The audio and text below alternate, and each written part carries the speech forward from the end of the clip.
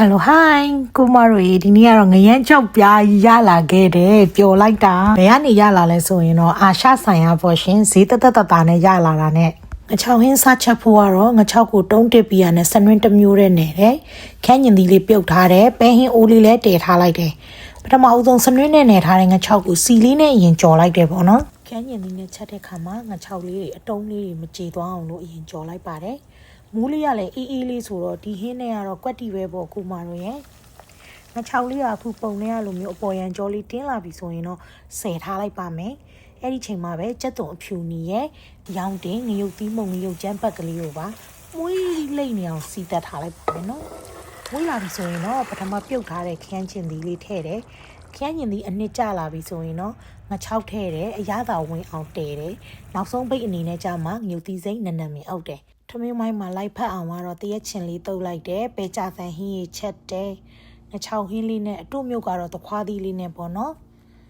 ဆိုတော့ဒါလေးကိုအညာအလှအလွမ်းပြေလေးချက်စားပါတယ်ရှင်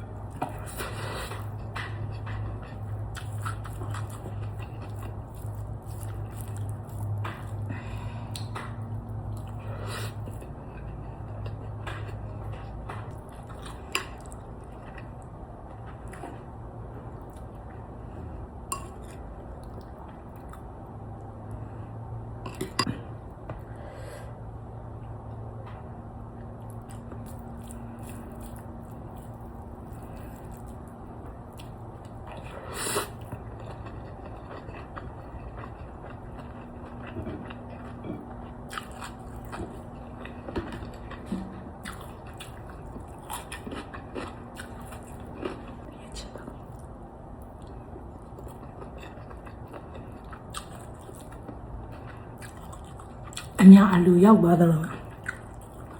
ခေါင်းလိုက်တာ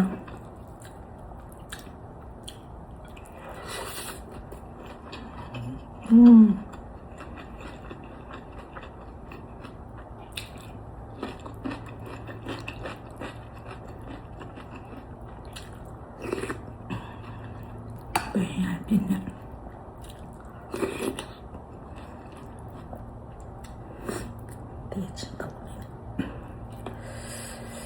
တရချင်းတော့ရေတော့နိုင်စေးမှာတရချင်းတဲတွေပါနော်မဆို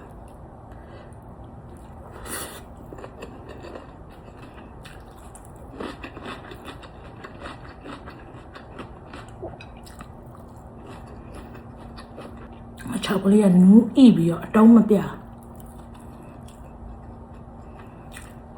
ခရမ်းကျင်ဒီအနှစ်ကလေးရတယ်မချောက်ရတာလည်းမစိမ့်ပါဟုတ်